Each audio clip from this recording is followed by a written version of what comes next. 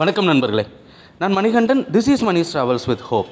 இது மாதிரி தொடர்ந்து பல வீடியோக்கள் வரப்போது. அதுக்கு நீங்கள் செய்ய வேண்டியது எல்லாம் நம்ம சேனலை சப்ஸ்கிரைப் பண்ணி ஆதரவு கொடுக்க வேண்டியது மட்டும்தான்.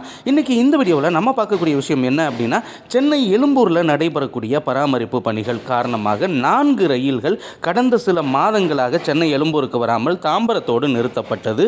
அது எந்த ரயில்கள் அப்படிங்கிறது உங்களுக்கு தெரியும். இருந்தாலும் நானும் சொல்கிறேன்.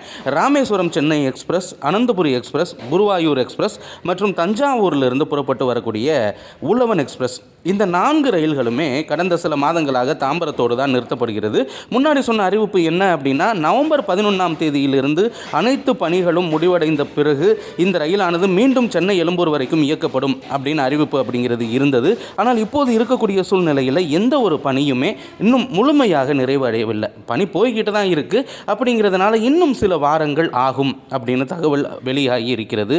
இதன் காரணமாக நவம்பர் மாதம் 11ஆம் தேதி சென்னை எழும்பூருக்கு திரும்ப வேண்டிய இந்த 4 ரயில்களும், ராமேஸ்வரம் சென்னை எக்ஸ்பிரஸ், அனந்தபுரி எக்ஸ்பிரஸ், கொல்லத்தில் இருந்து திருவனந்தபுரம் வழியாக மதுரை வந்து அங்கிருந்து சென்னை வரக்கூடிய அனந்தபுரி எக்ஸ்பிரஸ், குருவாயூரிலிருந்து திருவனந்தபுரம் வழியாக நாகர்கோவில் வந்து சென்னை வரக்கூடிய குருவாயூர் எக்ஸ்பிரஸ், தஞ்சாவூரிலிருந்து சென்னை வரக்கூடிய உழவன் எக்ஸ்பிரஸ், இந்த 4 அதிவிரைவு ரயில்களுமே இன்னும் தொடர்ந்து சில வாரங்களுக்கு தாம்பரத்தோடு நிறுத்தப்படும் அப்படின்னு அறிவிப்பு அப்படிங்கிறது இருக்கிறது. முன்பதிவு செஞ்ச பயணிகளுக்கு மெசேஜ் அப்படிங்கிறது போயிடும்.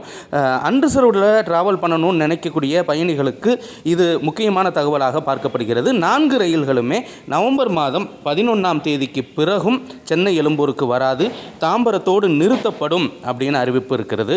இந்த வீடியோவில் நான் கொடுத்த தகவல்கள் உங்களுக்கு போதுமானதாகவும் அதே நேரத்தில் பயனுள்ளதாகவும் இருந்திருக்கும் அப்படிங்கிற நம்பிக்கை நிச்சயமாக எனக்கு இருக்கிறது. இந்த தகவல்கள் நம்முடைய நண்பர்களையும் சென்று சேரணும். அதனால் இந்த வீடியோவை நீங்கள் ஷேர் பண்ணுங்கள். அப்போ தான் எல்லோருக்கும் எல்லா தகவல்களும் கிடைக்கும். அடுத்த வீடியோவில் பார்ப்போம். நன்றி.